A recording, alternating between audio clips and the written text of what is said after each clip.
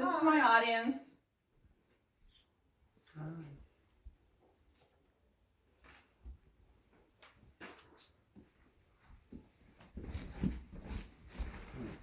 Do you clothes versus sweat? Do you support slavery? What about child labor or human trafficking? I bet you answered no to both of these questions.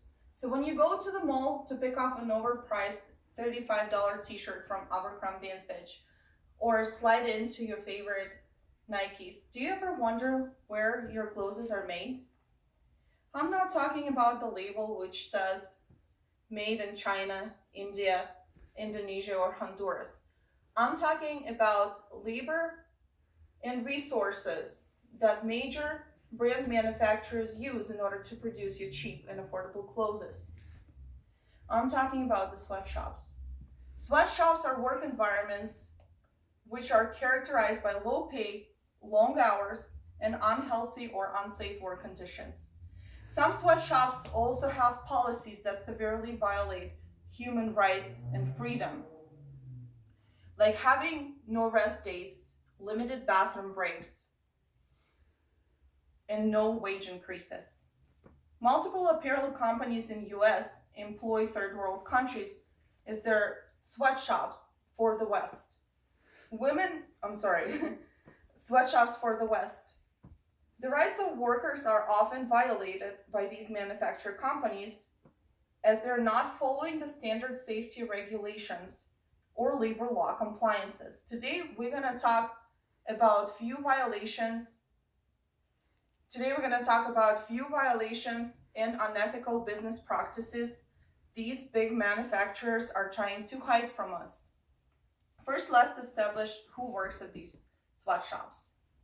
Young women ages 15 to 25 make up 85% of the sweatshop workers.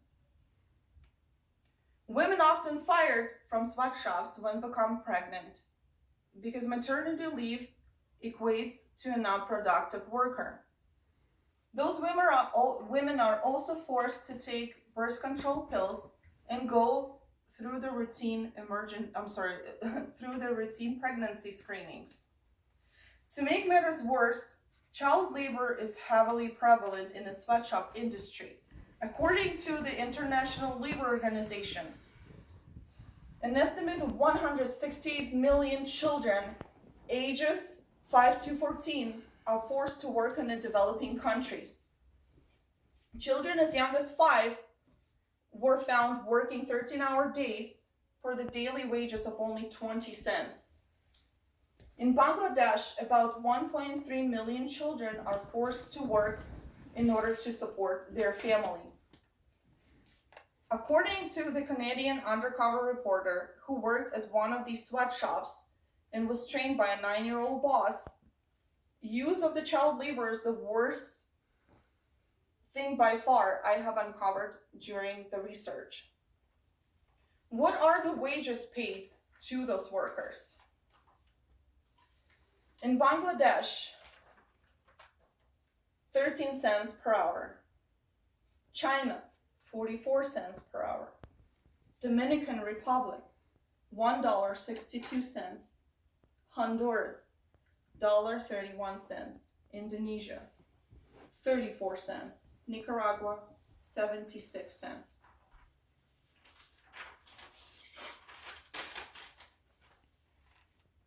According to the article published on the Independent Institute website, apparel industry wages are low by US standards, however compare favorably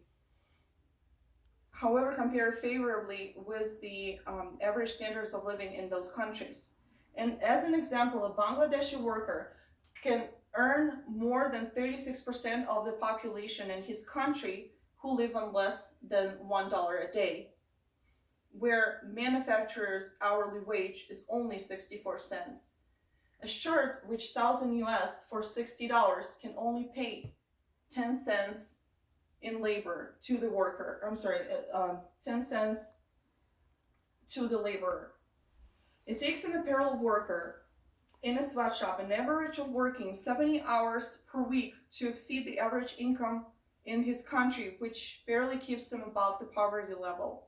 Comparable wages only mean the workers have enough to get by. They can do nothing else because all their money go to support their basic living conditions. Still, from the economic standpoint, the sweatshops raise their workers' living standards higher than the significant part of the population in these developing countries, who only earn about $1 to $2 a day.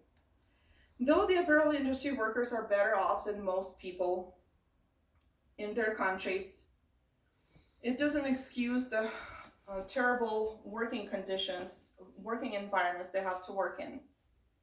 According to the Department of Labor, 50% of US manufacturers violate 2 or more basic labor laws, establishing them as sweatshops. The environmental conditions are horrendous and often unsanitary. Doors and windows are locked, and the areas are poorly ventilated. In 2012, the Bangladesh factory producing clothes for your favorite brands such as H&M, Nike, Victoria's Secret, Abercrombie & Fitch, Forever 21, and Disney had caught on fire. 134 people had died, 200 injured, all because of the lack of emergency exits. Unfortunately, this is not a singular instance. In 2013, Rana Plaza, a Bangladeshi sweatshop, had collapsed, killing 1,134 workers and injuring 2,500. The issues with the sweatshops don't normally raise a question because the problems don't happen on the US soil.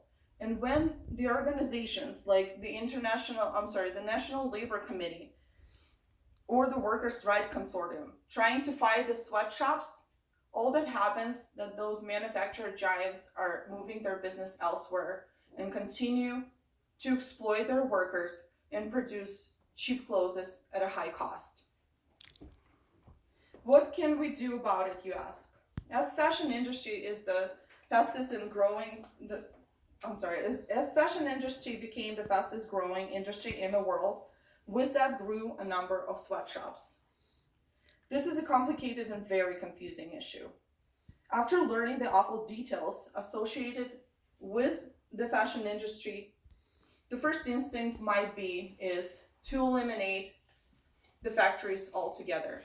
But as you come to learn that those factories employ over 80% of the third country population, you cannot do that because you can hurt those people, as the factories could be the only source of income for them. Instead, the fashion industry could be used as a trampoline to boost those countries' economy. But we need to help those people whose voices are not heard and eliminate child labor, forced labor, human trafficking, exploitation, and unsafe work conditions. As consumers, we can make more conscientious choices. And when we go to the mall to buy an item of clothing, we can ask ourselves, do we really need this piece of clothing we're planning on buying? And when we buy clothes, we can check with the brands who we are buying from to make sure that they use the fair trade accreditation, or buy from the companies who treat their workers well and pay them fairly. Well, this is all. Woohoo! It was nice.